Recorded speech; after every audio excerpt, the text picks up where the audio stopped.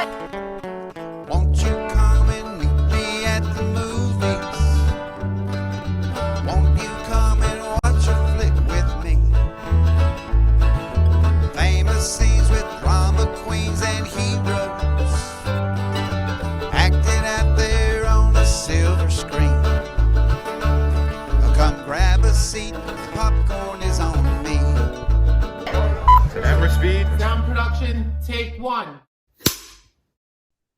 Hi there, and welcome into Meet Me in the Movies. This is Thomas Manning, and we have a special guest today, director Ugo Bienvenu, who directed the animated film Arco, which is now an Oscar nominee, in addition to being a nominee from the North Carolina Film Critics Association and the Critics' Choice Association for Best Animated Film.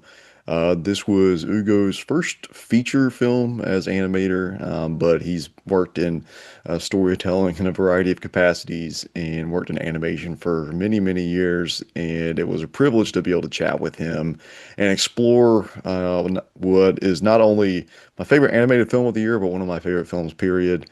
And I thank Ugo for his time, and I will step out of the way and let the conversation speak for itself. Thank y'all so much for spending time with us here on Meet Me in the Movies. Hope you enjoy my chat with director Ugo Bienvenu about Arco. This film is all happening in the shadow of climate disaster. And, we kind of know that apparently humanity figures it out at some point in the future, but we're wondering why and how.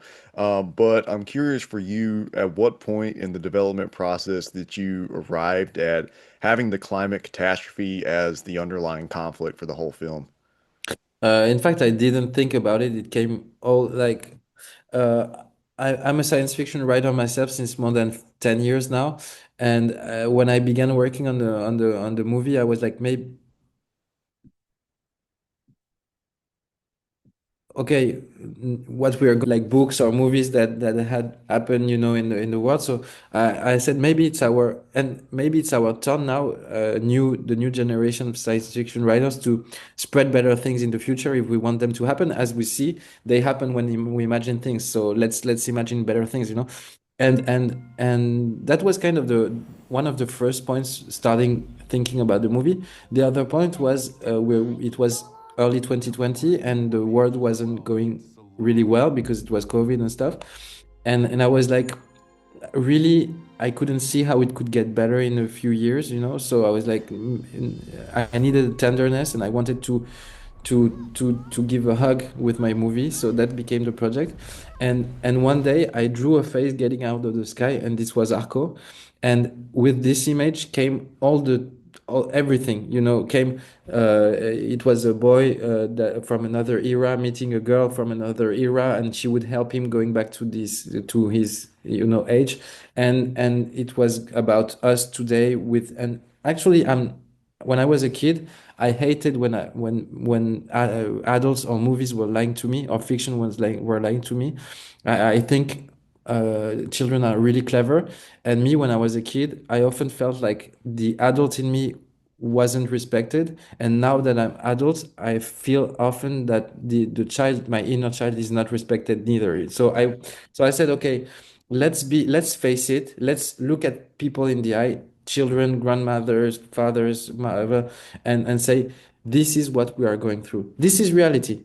This is there's fires every year. There's storms every year, and actually the world of Iris is just our world a little bit bolder. That's it. Yeah. And technology, everything. So, and I wanted to say, this is to the new generation, this is the world we live in. But if we rely on something else than numbers, than calculation, if we rely on emotions, feelings, our relationship to reality, to true things, to sharing the world together, and to enjoying things together and watching things together, imagination, maybe we can create and face things also, not run away, face things. Maybe we can create a better world, but it's up to us. Yeah. And the movie is all about this, and about giving energy and confidence in imagination, and wanting to go back to imagination and drawing and yeah. Yeah, yeah. And I think, that theme is really kicked off, and the opening shots of the film are just shots of the sky and the clouds, and that's kind of preparing us for the character's relationship with the sky throughout the film. And that's something that I connected with. I often find myself looking up at the sky, whether it's, blue skies and gentle clouds on a sunny day, or looking up at the stars during the nighttime, just looking for inspiration and looking for something outside of myself. So I'd love to hear you kind of talk about your intentions with using the sky as a visual and narrative device to build your film around that. Yeah, as you said, in a way, like the sky has always been the place of imagination for humans. It- and and rainbows too. It's rainbows is the link between us and something bigger than us since the very beginning of humanity. And also that's why I called Iris is because she's the link between the earth and and the sky, and it appeared to me really after making the movie, I was in an interview like this, and it appeared to me really strongly. Okay, in fact, Arco is just a metaphor of what is having an idea. This is so simple, but he may just be the metaphor of it, and he's coming from the world of idea, and it's a sparkle in Iris's head to invent, to create a new world, and yeah, this is this. Ideas are so mysterious when we work on them, but if you do your job well, they reveal themselves to you slightly, by feet by feet. It's really interesting. Yeah, yeah. And we have the cold open in this film, and then the title card drops, the Arco title card, and it's kind of a sharp visual shift there. We go from the colorful opening in Arco's world, and then this dark and shadowy and rainy and stormy landscape in Iris's world. And I thought that was, a really effective way to drop the audience into something different and show, hey, we're going to be exploring a variety of environments. Kind of what stood out to you about developing that opening and just kind of taking the audience on a ride right there and showing, hey, this is going to be a diverse array of tones and worlds that we're going to be exploring. I love movies in which there's rhythm, in which you don't get bored, but at the same time you get feed, and I love movies with contrast, rhythm contrast. I love yeah, and I love movies in which I don't know where they're going, and often now when I watch movies, I feel like I see a guy doing his IKEA furniture, and just in front of me, and it's so boring and I know which will be the next shot, and I'm like, "Pfft, okay," and I wonder why I'm here in the room spending my time. So I always try to respect also the audience and try to say to re, to yeah to respect her intelligence and imagination and to try to to surprise her in a way also, because we are so lucky, directors or writers or people give us their time, so we have to respect that. Yeah, yeah. And And I I was and real I and also, sorry, but to me fiction is about sorry emotions are muscles, and fiction is kind of a training room, for in a safe training room for our emotions, so we are trained, and when we go out in reality, we are strong enough to not fall apart in front of a hard situation, and that's why I think movies and books are so important. And it's because it's about sharing experience and preparing ourselves to the things we're gonna go through in our lives, and even like the old books, like the old stories for children, when Ansel and Gretel, it was all about, if you get lost in the wood, uh, use your imagination, and these Pinocchio, if you do dumb things, you're gonna become a donkey, and these are simple things, but they prepare you to what you're gonna go through. right. Yeah, beautifully said. Yeah. And I was fascinated by the inverse family dynamics between Arco's family compared to Iris's family. Arco is very tight-knit with his family, and then Iris rarely sees her family in person. And she and her infant brother, they're basically raised by their robot companion Mickey. So can you share about developing those contrasting emotional starting points between them and, ultimately having them be complementary to each other in the way that their families have impacted their lives? If I'm honest, it was all unconscious, so it went like all the way. But if I see it retrospectively, in fact, uh, as a director, I don't like to give my point of view. I'm not in a bar with my friends, and say, "Oh, this is good, this is bad, the technology is good." I always try to show things from both sides. So, for example, Arco is not that much happy of how his family work. He's the bad. Yeah, I'm always with my family. It's not, things are not ideal or bad, so he's not that happy of what he's going through, and Iris too. But what I wanted to show is that what matters to me, the most noble thing in humanity is transmission. This is the most noble task we have, and that's why I'm a teacher. That's why I made a studio to produce other people. Anyway, but nowadays, and I'm doing it right now. I put a spell on me, like doing this movie, because I had two children doing this, but I'm not with them right now. I do Zoom sessions with them, so I'm all. But I can't wait to go back and do my job as a parent in transmission. But what I want to say is that technology allows us not to be there, and transmission and raising child is not about it's not just a concept. It's about being present, being here physically. And and the opposition of Arco and Iris allowed me to say something with this last frame, with Arco's parents, to say what we often say as parents: it goes so fast, when we have 2 years children, and then they are 20. Oh, it went so fast. And we say it a lot, but children don't get it, and this is a movie for children too. So I wanted to show them visually that time is going fast, and that we should use this time we have together and enjoy it, and take advantage of it, and yeah, and enjoy every moment we can have together, because it goes actually so fast. Yeah, it really does. Mm.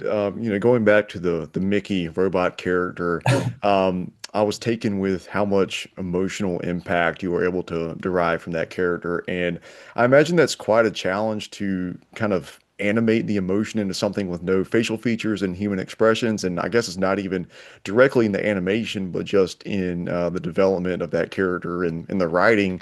But how did the character of Mickey challenge you as a storyteller? In fact, Mickey has became a tool for me more than 10 years ago. Is in everything I do. So to me, it's really simple to use, because I used it in tons of comic books, in a lot of shorts. And to me, he's allowing me as a storyteller to me, storytelling, and most of all science fiction, is all about defining what makes us humans.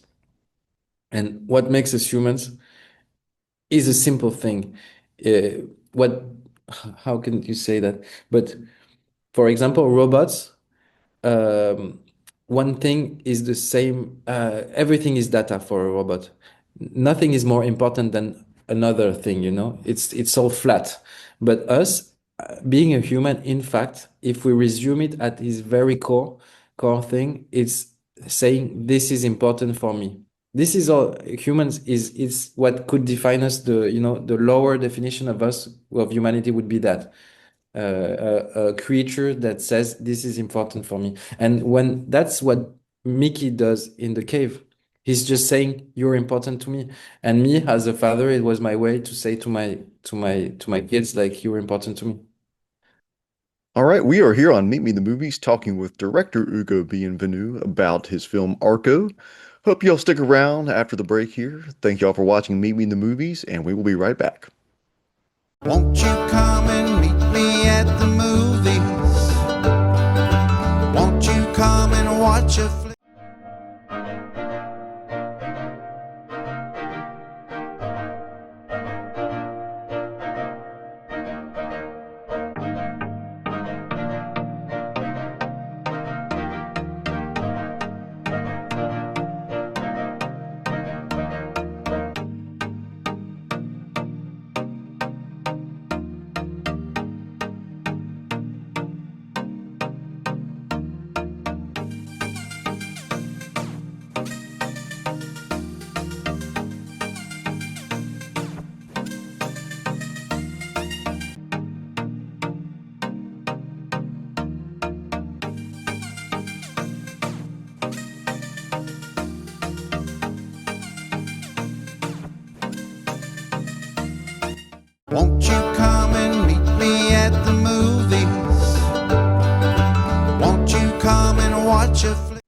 Welcome back into Meet Me in the Movies. This is Thomas Manning, and we are chatting with director Ugo Bienvenu about his film Arco, which is now an Oscar nominee for Best Animated Feature.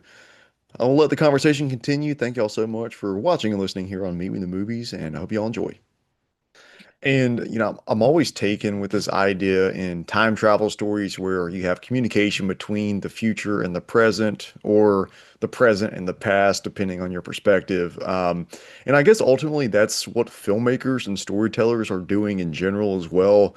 So how does that resonate with you with just well, within the story, with the communication between the timelines, but also just for you, communication with your work to people that are going to maybe discover this years later. Um, I didn't want to do a movie for the 2020s, or for the 2030s. Again, I think fiction is here to help us define what makes us humans, and if our evolution, what are we leaving behind us in order to evolve? I think being an artist is all about actualizing the world to humanity itself, and to say, because we still have the same fears since the caves, we still have the same fears, but they are not in the same word. They're not in the same space, when you were in the caves, you were afraid of the dark, and you were afraid of the tigers with the big teeth, But now we have our fear. It feels exactly the same, but we are not afraid of the same things. We are afraid of being hit by a car in the street, or I don't know, So it's actualizing the same fears through time, and I think that's what I try to do with this movie, is to say, okay, like, and actualizing dreams, actualizing feelings, actualizing, yeah, the world to ourselves. And I don't know if I told this to you, but when I was a kid, I felt like nobody respected the adult that was in me. I told Yeah. you. Yeah, Yeah. yeah, and yeah, and exactly. and this and this I feel like it's true for every generation. It's true for, and yeah, it's not just us. It's human beings since the end. That's what I wanted to do in this movie, is to have grandmother and a grandchild having the same emotions, because they are made of the same things. We are made of feelings, and that's make us, and also trusting on what we have in common, and not betting on on makes us fight together. And also, this thing of climate change, to me, you can see it as a bad thing, and I think that was the error of the previous years. Like, humanity was a bit hitting itself, we did this. But if you take it as a bad thing, of course you're punishing yourself. But we can see it as a great opportunity. We can see it as a great opportunity to fight all together, for something that's bigger than us, rather than fighting against each other for stupid things, Yeah, yeah, Yeah, so yeah, it was all about connecting people together, and not even, I mean, even the left wing, even the right wing, and to say, look, we should work together, we should believe together, we should dream together. yeah, yeah. And in addition to the visual language of the film, which we've discussed a little bit, the audible language of the film, is very striking. The sound design from the very beginning, with the flapping of the wings of the birds in the first scene of the film, and then of course you got the violent storms and the fires later on. And I just think there's kind of this underlying thread of this sound design that's moving you the whole time. And then along with that, you have the beautiful score from Arnold Toulon. So can you discuss your collaborations with the sound and the music team to kind of blend their contributions and find the fullest effect there? I can speak before about Arnaud Toulon. Arnaud Toulon is an old friend of mine. He's his first feature film. Nobody like believed in him doing this, but I was sure he was him, and I had so many great names that wanted to do this movie, and I said no, it's gonna be him. And he's been working on the movie since day one. Since the very first drawing, is the second person I sent to the first drawing, and he was sending me comps and all the time. So it was also helping me writing the movie. And so it's he's been working 5 years on this movie, and I was always speaking to him about emotions, super simple. I was you have to tell me what is being afraid you with music. You have to tell me what is being afraid or in love, or and he and trying to just get the feeling of the scenes. And for sound design, it was really interesting because we took a really he's an Oscar winner, and Nicolas Becker, and he kind of redefined the sound of science fiction in movies. He's kind of the new sound designer of since like 10 years. But it's so interesting because he arrived and he thought, okay, I'm gonna do the same as usual, like creating new sounds. And after 2 or 3 months working, I wasn't feeling it well. I was like, no, I don't. And I told him, okay, you know what? We're not gonna work on new things. We're gonna work on things we already know and things that are already in our lives. And for example, Mickey, we didn't find how the sounds of his movements and stuff. And one day I was and my in my home, and my wife was doing construction with a drill, like this. And I heard that, and I was missing something for the mouth of Mickey when he was speaking. So I called Nicolas Becker and I said, okay, we everybody heard a drill in his life. It's a super daily thing, so we're just going to use daily sounds to construct all the this sound design of the movie, so people instinctively or unconsciously will feel home, will feel in a safe and known place, because as in animation we create everything. It's already strange. It's already it's hard to believe sometimes in what you see, because so you have to rely on something and to recognize things. So for Mickey, we all, and for everything, we just used like daily life sounds, just combining them, and that's why I think it works. It's because we recognize. Yeah, yeah. Mm. And for this film, I know you had a French voice cast. In addition to, I watched the English dubbed version. I think originally it was in French. But how involved are you in that casting process with getting French actors and English voice actors? And what are some of the challenges of finding voice actors from two different languages to breathe life into these characters? In France, it was really hard for kids because we don't have Disney Channel. We don't have places that that trains young actors. So it took us 5 months to find the kids in France. I saw 500 tapes, I think, and we were lucky. The last day we found Iris, we found Margot. But in France, Felix, my partner at Remembers and co-writer on this movie, and I played in a movie by Me and Love.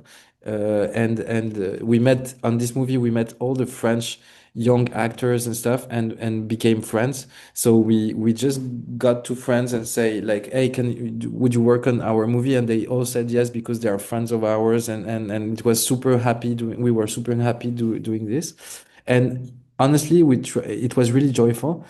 And that's what we tried to replicate for the English dub. So Natalie and Sophie told me like, and Felix told me, do your favorite list, like the names that you want to have in for the movie, and I did it. And Natalie called not their agent, but called the persons, themselves. And we had just 1 week to make all the casting. So they all told like, send us the movie, we're gonna watch it, and if we like it, we're doing it. And they watched it, and honestly, like 1 minute after the screenings, they all said yes.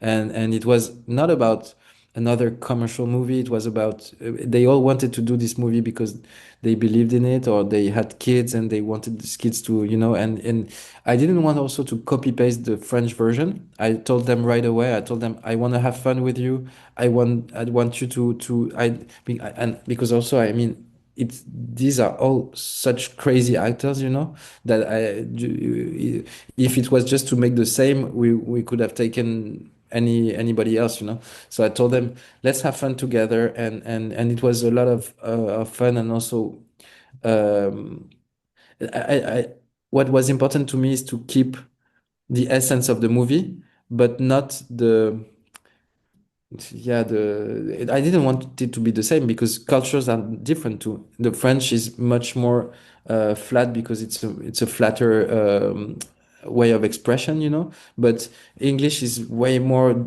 ups and down, and I wanted to the audience to recognize herself again in the characters, and it wouldn't have been the case if they had I don't know, done the same. Yeah. Yeah, yeah. And I especially love the trio of characters, Dougie, Stewie, and Frankie, I think were their names. And in the American version, voiced by Will Ferrell, Andy Samberg, and Flea.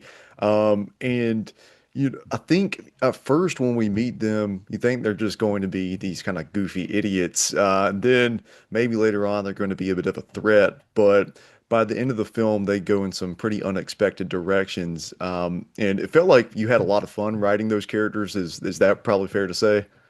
Yeah, and also the movie could have been too serious sometimes, and then they bring a lot of adventure of laugh, and also what I like with them is that they move like kids, and the kids move like a little bit like adults. So there was a contrast too, and every time, yeah, the movie was getting serious, I could use them to bring more to bring joy again, or to yeah to launch also the action. Yeah, And no, no, yeah, there was so, but at one point at the beginning of the writing, after the first script I delivered, people told me like, oh no, they don't work, they are not good. So I had to do a whole script without them, and it didn't work. You know, they were so important in the system. So yeah, I'm so glad they are here. And Peter also, the young child, you know, the baby. yeah, yeah, Uh, it's the same. People wanted me to move this because also it was expensive doing it, and but I told them no. Also, when we do movies, we have to have fun too.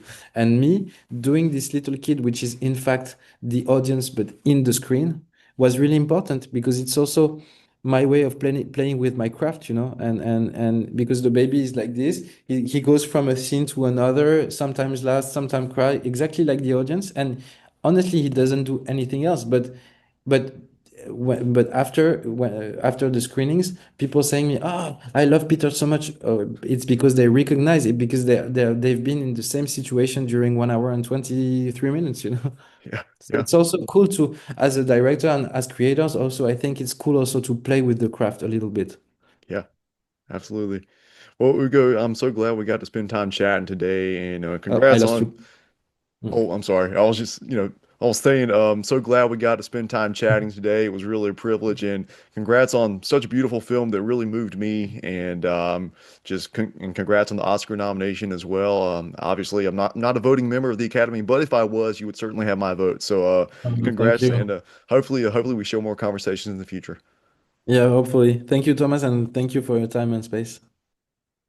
Well, that'll do it for us here on Meet Me in the Movies. Thank you so much for tuning in as we spoke with director Ugo Bienvenu about his film Arco, an Oscar nominee in addition to a North Carolina Film Critics Association nominee. It was a great privilege to have him on the show, and we look forward to having him back sometime in the future. And until next time on Meet Me in the Movies, I'm Thomas Manning. That's a wrap. Until we meet again. Next time we see you, we'll gladly fill you in.